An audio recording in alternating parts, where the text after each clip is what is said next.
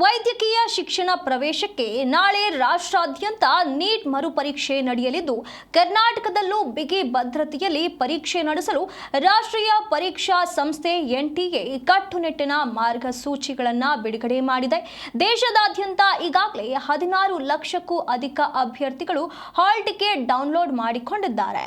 ಬೆಂಗಳೂರು ಸೇರಿದಂತೆ ರಾಜ್ಯದ 31 ಜಿಲ್ಲೆಗಳಲ್ಲಿ ಪರೀಕ್ಷೆ ನಡೆಯಲಿದೆ.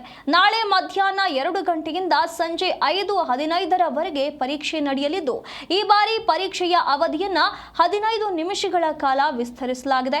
ಒಟ್ಟು 195 ನಿಮಿಷಗಳ ಕಾಲ ಪರೀಕ್ಷೆ ನಡೆಯಲಿದೆ. ಪರೀಕ್ಷಾ ಕೇಂದ್ರಗಳು ಮಧ್ಯಾಹ್ನ 1:30ಕ್ಕೆ ಮುಚ್ಚಲಾಗುತ್ತದೆ.